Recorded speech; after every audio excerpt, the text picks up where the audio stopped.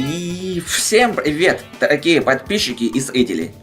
С вами Вадим Савенко, и вы на канале Спорт и прохождение с Вадимом. Мы с вами продолжаем рубрику «Легенды спорта и боевых искусств».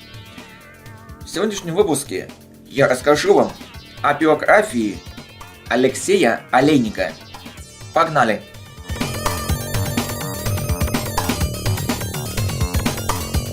Алексей Алексеевич Олейник – российский боец смешанных боевых искусств, выступающий под эгидой UFC в тяжелом весе. Выступает на профессиональном уровне, начиная с 1996 года. Известен по участию в турнирах бойцовских организаций Bellator, M1 Global, KSW и Pro FC.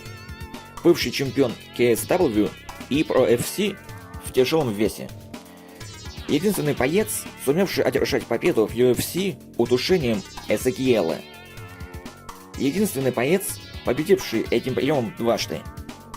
Является рекордсменом по количеству побед в ММА удушением Эзекиэла. Один из немногих бойцов, кто побеждал в 4 десятилетиях: 90-е, 2000-е, 2010-е, 2020-е. Двукратный чемпион России по боевому самбо. Чемпион Евразии по боевому самбо. Двукратный чемпион мира по боевому самбо.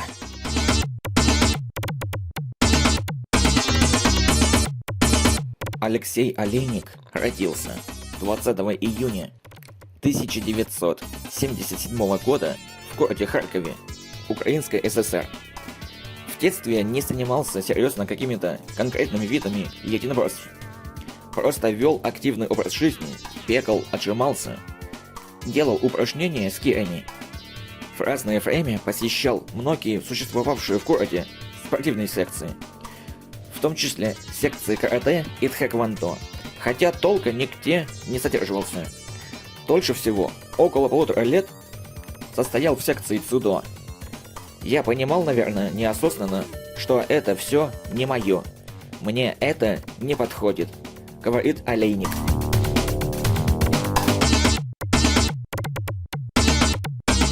Алексей Олейник по-настоящему пришел в единоборство лишь в возрасте 19 лет, в 1996 году, находясь уже на 2-м курсе Харьковского университета внутренних дел.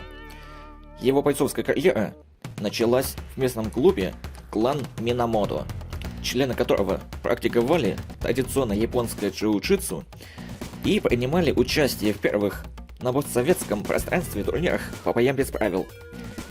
Алексей проходил подготовку под руководством Геннадия Станиславовича Минки. Через 6 месяцев после начала занятий получил от своего сенсея разрешение на участие в соревнованиях. И в апреле 1997 года выехал в Москву на чемпионат мира, проводившийся под эгидой Международного совета по абсолютным поединкам. В стартовой четвертьфинальной встрече с помощью удушающего приема гильотина составил статься Игоря Акинина. Но в полуфинале, выйдя против Леонида Ефремова, сам попался в удушающий прием сзади и проиграл. Не сдаваясь, потерял сознание. Таким образом, состоялся его дебют в профессиональных смешанных единоборствах. Поражение не отвратило Олейника от единоборств. Он продолжил активно тренироваться и в течение года вошел в число лучших бойцов своего клуба, став по сути правой рукой сенсея. Помимо подготовки в клане Минамото, он также посещал многие другие харьковские залы, боролся с представителями разных дисциплин и боевых искусств, с мастерами спорта и обладателями черных поясов. Существенное влияние на его тренировочный процесс оказал проживавший в Харькове тяжеловес Игорь Вовчанин. Они стали друзьями, часто боролись друг с другом, а однажды даже провели борцовский спарринг продолжительностью в 100 минут, без перерывов, в активном темпе. Это было похоже на большого медведя и маленького питбуля. У Игоря 105 килограммов, у меня 85, говорит Алексей Олейник. В марте 1998 года состоялся второй значимый турнир в бойцовской карьере Алексея Олейника. Вызов клан Минамото против сборной мира. На нем представители клана противостояли приглашенным со всего света представителям разных бойцовских школ. Турнир проходил в Киевском дворце спорта при скоплении более 4000 зрителей. Олейник дрался в главном бою вечера против американского чемпиона мира по кикбоксингу и карате Клэнса Тэтча, выиграв у него на 4-й минуте в стиле Ground and Pound. В 1999 и 2001 годах выиграл прошедшие на Украине турниры четверки Интерпрайд 99 и Земля Пересвета соответственно.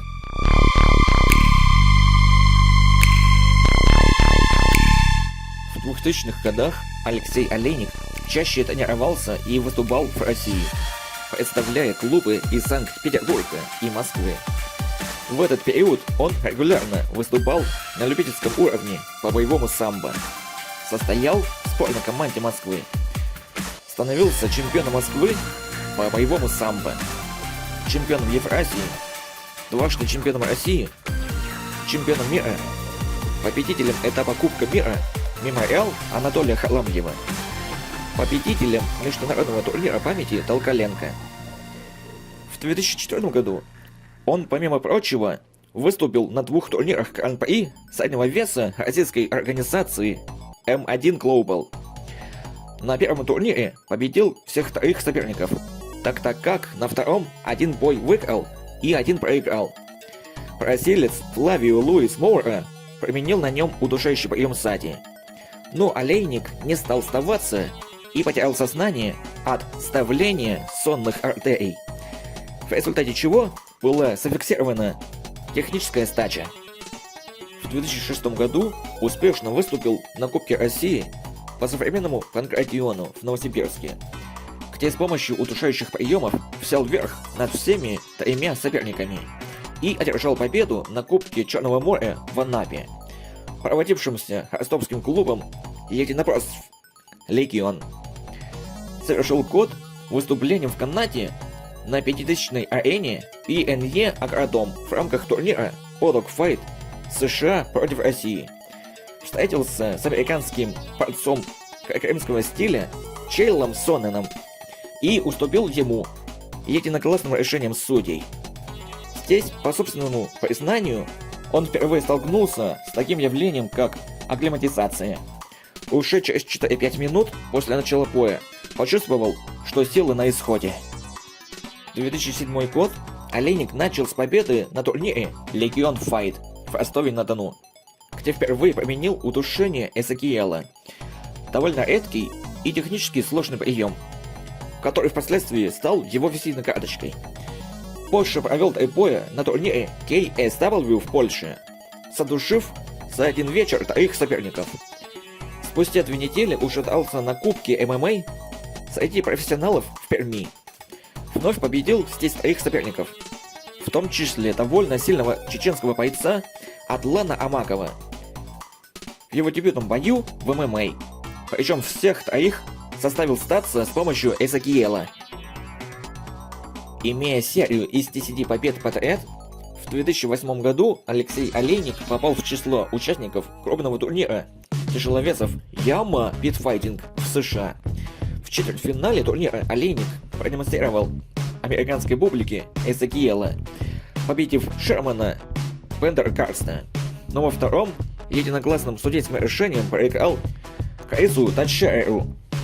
Затем продолжил сотрудничество с промоушенами KSW и M1, добавив в послужной список 2 победы, одержанные в Варшаве и Санкт-Петербурге соответственно.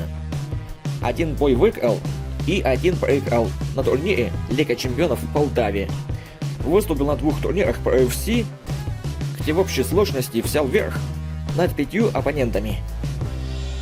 В 2009 году в составе профессиональной бойцовской команды Red Devil Fighting Team вместе с Михаилом Малютиным, Эриком Акановым, Дмитрием Самойловым и Михаилом Зайцем одержал победу в командном чемпионате мира М1 Challenge, одолев в финале сборную команду Нидерландов. Выступил на 2 турнирах М1 в США. На одном победил, так как другой закончился для него ничьей. На турнире восьмерки тяжеловесов по UFC в Санкт-Петербурге составил статус таких известных бойцов, как Эдди Бенгцен и Диагу Сантус. Но в решающем финальном поединке техническим нокаутом проиграл поляку Михалу Киде.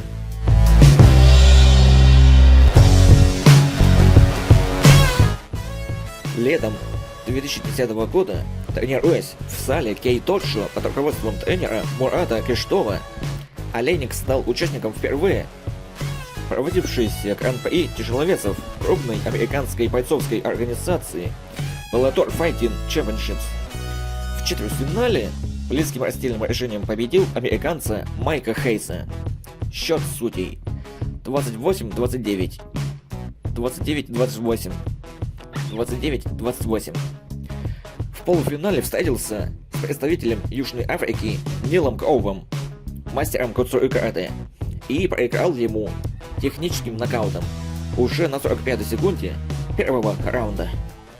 Поражение помешало его продвижению в США, сотрудничество с Bellator прекратилось. Но при этом Алексей сохранял оптимизм по отношению к своей будущей карьере. «Я шел на бой, предпочитая самые плохие варианты сдачи и поражению. Я проиграл, но не сломлен. Я приму это и, думаю, буду сильнее». В 2011 году выиграл Кубок Раздолья в Зеленограде, но затем потерпел 2 поражения подряд. Сначала в полуфинале турнира Fight Star в Анапе был побит Магомедом Маликовым, а в 2012 году на М1 не смог побороть Джеффа Снеговика Монсона. По итогам 3 раундов тому присудили победу раздельным решением.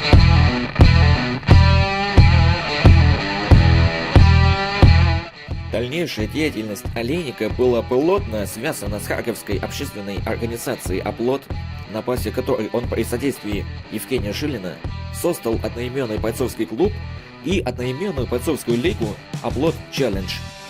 Лига специализировалась на проведении небольших турниров с участием местных малоизвестных и начинающих бойцов. При этом бои проводились с очень высокой частотой. Так, только за период 2012-2013 годов было проведено 94 полноценных турнира. Сам Олейник тоже несколько раз выступил на этих соревнованиях в качестве хедлайнера.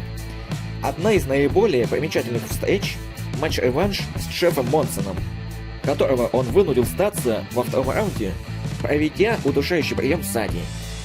Также одержал одну победу в США на чемпионате мира по версии WC MMA и еще одну в Москве в рамках организации ProFC.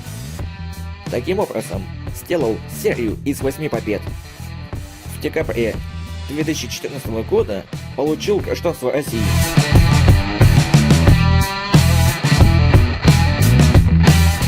На ноябрь 2013 года был запланирован большой турнир в Москве «Легенда 2. Вторжение» с участием многих звезд мирового ММА. В главном событии вечера должны были встретиться легендарный хорватский боец Мирко Крокоп Филиппович и российский тяжеловес Александр Емельяненко. Однако из-за проблем с законом незадолго до начала шоу Емельяненко выбыл из сетки турнира. Александра могли в любой момент арестовать за драку, устроенную в одном из московских кафе.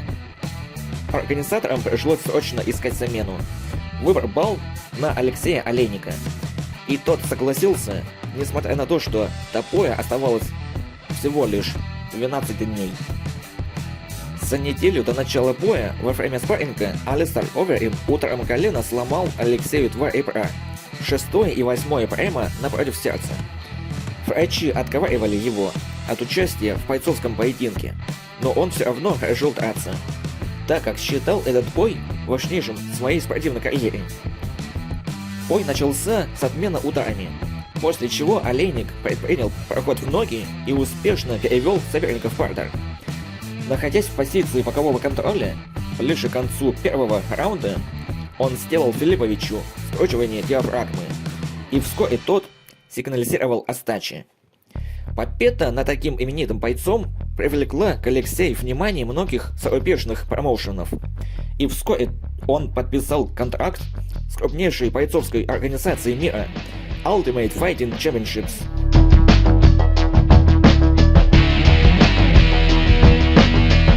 Дебют в организации должен был состояться уже в январе 2014 года на турнире UFC on Fox 10 в бою с американцем Джаредом Ротшильдом. Однако из-за травмы ребра Алексей вынужден был отказаться от этого поединка, и Ротшильда в связи с этим также убрали из сетки турнира. Дебютировал несколько месяцев спустя, в июне, на турнире UFC Fight Night 44, встретившись с другим американцем Энтони Хэмилтоном. Уже в начале первого раунда занял удобную позицию в партере и начал осложнять дыхание соперника воздействием на диафрагму. В результате Хэмилтон сдался. Бой против Ротшильда все же состоялся в ноябре на турнире UFC Fight Night 57.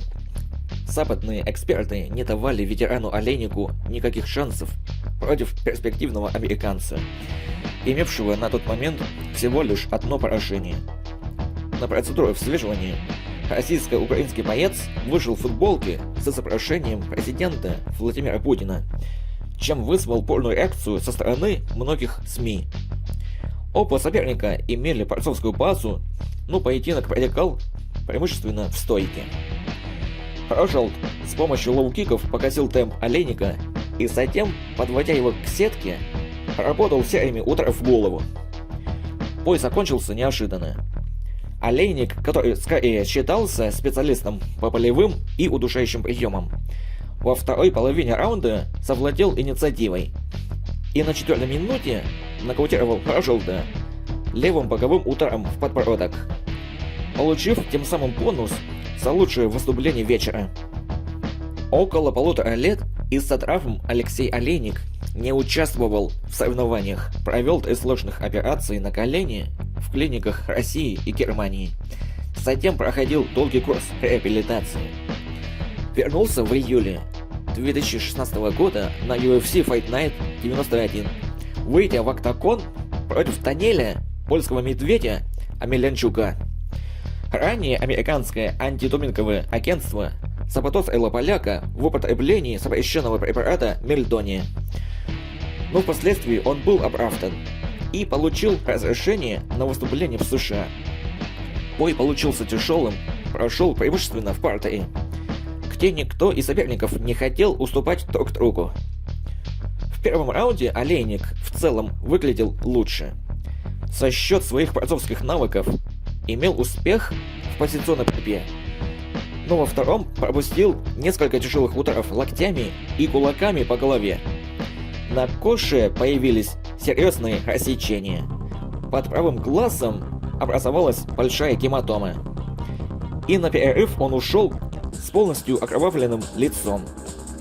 Несмотря на серьезное повреждение, врач разрешил ему продолжить поединок. В третьем раунде Омелянчук трижды выпивал капу изо рта Алексея, но россиянин не сдавался и до самого конца предпринимал попытки удушающих приемов. В итоге 2 из 3 судей отдали победу поляку, тогда как третий поставил ничью. Через полгода на турнире UFC Fight Night 103 Олейник встретился с чехом Виктором Пештой. В первом раунде, после непродолжительного обмена ударами, пришел соперника к сетке и, закрыв на шее замок, перевел его в партер. В борьбе Пешта все время занимал более выгодные атакующие позиции, удерживал российского бойца в боковом контроле. На некоторое время сумел собрать его спину и, наконец, сошел в маунт. Алексей не пытался выбраться из оставшегося затруднительного положения. Вместо этого он атаковал сам, прижав корпус Пешты максимально плотно к себе и применив на нем удушение Эзекиэла. Это была первая победа с использованием данного приема за всю историю UFC. Олейник вновь удостоился награды за лучшее выступление вечера. В В марте 2017 года порталом sports.ru был включен в список 10 лучших российских бойцов в 21 веке. На UFC 213 Олейник победил американца Трэвиса Брауна. На UFC 217 проиграл Кертису Блейдсу. 12 мая на UFC 224 победил бразильца Джуниора Альбени в первом раунде своим коронным удушающим приемом удушением Эзекиэла. 15 сентября 2018 года в Москве в спортивном комплексе Олимпийский в главном поединке UFC Moscow, дебютном турнире UFC в России, Алексей Олейник удушающим приемом одержал победу над новозеландцем Марком Хантом. 20 апреля 2019 года Алексей Олейник уступил Алистеру Овериму в Санкт-Петербурге в рамках шоу UFC Fight Night 149. Алексей проиграл в первом раунде техническим нокаутом. 21 июля 2019 года Алексей Олейник потерпел поражение в бою против Уолда Хайса в рамках шоу UFC on ESPN в Сан-Антонио. Бой продлился всего 12 секунд и едва не побил антирекорд по продолжительности матчей в UFC. Российский боец во время боя получил тяжелую травму. После обследования у него был диагностирован двойной перелом ноги. 18 января 2020 года на турнире UFC 246 Олейник встречался с американцем Моррисом Крином. Бой совершился победой Алексея Олейника в конце второго раунда болевым приемом рычаг локтя. Этой победой Олейник закрыл серию из 2 поражений, а также получил бонус от UFC за выступление вечера. 9 мая 2020 года на турнире UFC 249 Олейник сразился с бывшим чемпионом UFC Фабрисио Вердумом и одержал победу раздельным решением судей по итогам трехраундового поединка. 8 августа 2020 года Олейник встретился в главном бою вечера турнира UFC Fight Night 174 с американцем Дереком Льюисом. Олейник несколько раз проводил попытки провести удушающий прием, но неудачно. А в самом начале второго раунда Льюис провел связку тяжелых ударов, что привело к нокауту россиянина. В этом бою Олейник установил рекорд по количеству боев среди российских бойцов, проведя свой 74-й поединок. 20 февраля 2021 года на турнире UFC Fight Night 185 в Лас-Вегасе Олейник встречался с молодым проспектом Крисом Таукаскасом. Олейник проиграл техническим нокаутом в первом раунде. 19 июня 2021 года на турнире UFC Fight Night корейский зомби против Ики в близком бою уступил единогласным решением Сергею Спиваку. 9 апреля 2022 года на UFC 273 победил ущемлением диафрагмы Джареда Вантеру в первом раунде. За эту победу Олейник получил очередной бонус за выступление вечера.